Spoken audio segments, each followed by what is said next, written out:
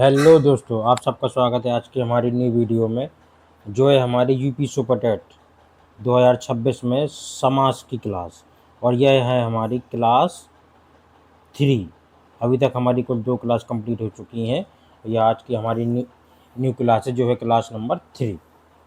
और इस क्लास में हम समाज से संबंधित कुछ मोस्ट इम्पोर्टेंट 20 अति महत्वपूर्ण प्रश्न देखेंगे, जो कि यूपी सुपर टेट में बहुत ही इम्पोर्टेंट है और अन्य प्रतियोगी परीक्षाओं में भी बहुत ही इम्पोर्टेंट रहेंगे। तो आइए शुरू करते हैं। क्वेश्चन नंबर पहला, गौशाला में कौन सा समास है?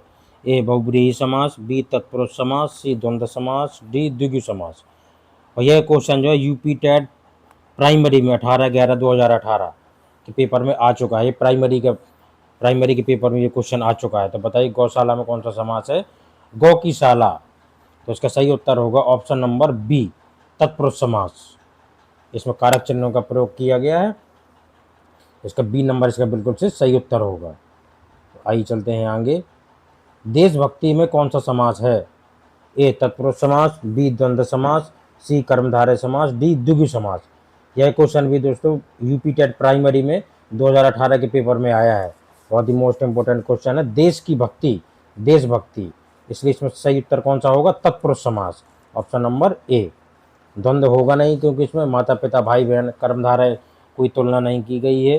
और द्विगु समास पहला पद संख्यावाचक, इसलिए इसका उत्तर होगा ऑप्शन नंबर ए, हमारा तत्पुरुष समास बिल्कुल से सही उत्तर है। आइए चलते हैं आगे। चौराहा शब्द में समास है। ए कर्मधारय समास, बी द्वंद्व समास, सी द्विगु समास, डी अव्ययीभाव समास। तो बताइए इसका सही उत्तर कौन सा होगा? चौराहा, चार राहों का समूह, पहला पद संख्यावाचक है, इसलिए ज़्यादा कुछ नहीं सोचना, सीधे द्विगु, ऑप्शन नंबर सी इसका बिल्कुल से क्या है? राइट आंसर है। आइए चलते हैं आगे। चराचरम, चराचरम में कौन सा समास है? ए तत्पुरुष समास, बी द्वंद्व समास, सी बहुब्रीहि समास, डी कर्मधारय समास। चराचरम, चर और अचर एक दूसरे के विलोम है। और विलोम शब्द जो है द्वंद्व समास, द्वंद्व समास में जो वैकल्पिक द्वंद्व समास है, लेकिन हमारा वैकल्पिक द्वंद्व समास इसमें कोई ऑप्शन नहीं है, इसलिए हमारा सही उत्तर होगा ऑप्शन नंबर बी, द्वंद्व समास। क्योंकि वैकल्पिक, इतरेतर और समाहार ये द्वंद्व समास के ही भेद है। ये अगर वो ऑप्शन में है तब तो सही है, नहीं तो सीधे हमारा द्वंद्व समास इसका बिल्कुल से क्या है? राइट आंसर है। चर और अचर, चराचरम। ठीक है दोस्तों, आइए चलते हैं आगे। यथाशक्ति में समास है, बहुत मोस्ट इंपोर्टेंट क्वेश्चन है। ए अव्ययीभाव समास, बी तत्पुरुष समास, सी द्विगु समास, डी कर्मधारय समास। यथाशक्ति में कौन सा समास है? ऑप्शन नंबर ए, अव्ययीभाव समास इसका बिल्कुल से क्या है? राइट आंसर है। यथाशक्ति, शक्ति के अनुसार। यथा क्या है? इसमें एक अव्यय शब्द है। और अव्ययीभाव समास में उपसर्ग हो गए, अव्यय हो गए और आवृत्ति का होना, ये सब पाए जाते हैं, तो वहाँ पर क्या होता है? अव्ययीभाव समास। ठीक है दोस्तों, आइए चलते हैं आगे। क्वेश्चन नंबर 6, समास का अर्थ है? ए संक्षेप, बी विग्रह, सी विस्तार, डी नवीन अर्थ। तो समास का क्या अर्थ होगा? बताइए इसका सही उत्तर। इसका अर्थ होगा संक्षेप। जैसे राजा का पुत्र, राजा का पुत्र लिखा है तो उसको संक्षेप में हम क्या लिखेंगे? राजपुत्र। इसी प्रकार संक्षेप, समास का अर्थ होता है संक्षेप। इसलिए ऑप्शन नंबर ए क्या है? इसका बिल्कुल से राइट आंसर है। कॉपी में नोट जरूर करते जाइएगा दोस्तों। पंकज में कौन सा समास है? ए द्वंद्व समास, बी द्विगु समास, सी कर्मधारय समास और डी बहुव्रीहि समास। पंकज, ये कमल का पर्यायवाची है, पंकज नीरज सरोज, तो इसमें वैसे भी ऑप्शन नंबर डी, बहुव्रीहि समास। पंकज, पंक में जन्मा हुआ, पंकज अर्थात कमल, इसलिए इसका सही उत्तर होगा ऑप्शन नंबर डी, बहुव्रीहि समास। और यह जो है यूपी टेट जूनियर 2017 के पेपर में आया हुआ सवाल है। ये बहुत मोस्ट इंपोर्टेंट है। ये ऑप्शन नंबर डी, बहुब्रीहि समास। आइए चलते हैं आगे। किस शब्द में तत्पुरुष समास है? ए दौड़ धूप, बी त्रिभुवन, सी पीताम्बर, डी मधुमक्खी। किस शब्द में तत्पुरुष समास है? तो बताइए इसका सही उत्तर कौन सा होगा? दौड़ धूप में तत्पुरुष समास है नहीं, क्योंकि इसमें है हमारा द्वंद्व समास। त्रिभुवन, तीन भावनाओं का समूह, ये हमारा द्विगु समास है। पीताम्बर बहुव्रीहि समास। और तत्पुरुष समास है हमारा मधुमक्खी, मधु की मक्खी मतलब शहद की मक्खी। इसमें कारक चिन्ह आया, संबंध काकी के इसलिए इसका सही उत्तर होगा ऑप्शन नंबर डी, मधुमक्खी। ठीक है दोस्तों, यह क्वेश्चन भी हमारा जो यूपी टेट 6 to 8 मतलब जूनियर में 8/1/2020 के पेपर में ये आया हुआ सवाल है और अति महत्वपूर्ण है ये। इन सवालों को बिल्कुल नोट कर लिया करिएगा, क्योंकि कभी कभी ये सवाल बिल्कुल 2 कॉपी आ जाते हैं परीक्षा में, जैसे यथाशक्ति ये कई बार परीक्षा में पूछा गया है। ठीक है, आइए चलते हैं आगे। क्वेश्चन नंबर 9, किस समास में कोई पद प्रधान नहीं होता है? ए अव्ययी भाव समास, बी बहुव्रीहि समास, सी द्विगु समास और डी तत्पुरुष समास। यह सवाल भी 6 to 8 जूनियर 2018 के पेपर में आया हुआ सवाल है दोस्तों। तो बताइए इसका सही उत्तर कौन सा होगा? इसका सही उत्तर होगा ऑप्शन नंबर बी, बहुव्रीहि समास, क्योंकि बहुव्रीहि समास में किसी तीसरे पद की प्रधानता होती है, जैसे दशानन हो गया हमारा, श्वेतांबर हो गया, इस तरीके से जो हमारा जो है बहुव्रीहि समास। इसका सही उत्तर होगा ऑप्शन नंबर बी। आइए चलते हैं आगे। 10वां नंबर, अजात शत्रु में कौन सा समास है? ए तत्पुरुष समास, बी द्वंद्व समास, सी कर्मधारय समास और डी बहुव्रीहि समास। अजात शत्रु, जिसका कोई शत्रु ना हो, ऑप्शन नंबर डी, बहुव्रीहि समास। ठीक है दोस्तों, इसका सही उत्तर होगा ऑप्शन नंबर डी। आइए चलते हैं आगे। पथभ्रष्ट में कौन सा समास है? ए संप्रदान तत्पुरुष, बी कर्म तत्पुरुष, सी अपदान तत्पुरुष, डी संबंध तत्पुरुष। पथ से भ्रष्ट, तो इसका सही उत्तर कौन सा होगा? पथ से भ्रष्ट अपदान तत्पुरुष। संप्रदान नहीं होगा, संप्रदान के लिए होता है, कर्म को ये भी नहीं होगा, संबंध काकी के ये भी नहीं होगा। पथ से भ्रष्ट अलग हो रहा है ना, पथ से रास्ते से अलग हो रहा है, इसलिए इसका सही उत्तर होगा ऑप्शन नंबर सी, अपदान तत्पुरुष।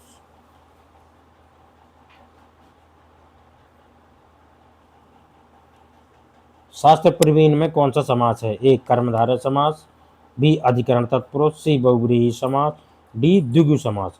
शास्त्र में प्रवीण मतलब शास्त्र में निपुण, तो इसका सही उत्तर होगा ऑप्शन नंबर बी, अधिकरण तत्पुरुष, अधिकरण में पेपर। ठीक है दोस्तों, आइए चलते हैं आगे। रातों रात में कौन सा समास है? ए अव्ययी भाव समास, बी द्वंद्व समास, सी कर्मधारय समास और डी तत्पुरुष समास। रातों रात में कौन सा समास है? रात ही रात में, रात ही रात में, तो इसमें क्या हो रहा है? आवृत्ति हो रही है, और जो आवृत्ति है जो हमारी, ये अव्ययी भाव समास में प्रयोग की जाती है, इसलिए इसका सही उत्तर होगा ऑप्शन नंबर ए, अव्ययी भाव समास। ठीक है दोस्तों, आइए चलते हैं आगे। 14 नंबर, तुलसी कृत में कौन सा समास है? ए कर्म तत्पुरुष, बी करण तत्पुरुष, सी संप्रदान तत्पुरुष और डी अपदान तत्पुरुष। तुलसी कृत, तुलसी द्वारा कृत,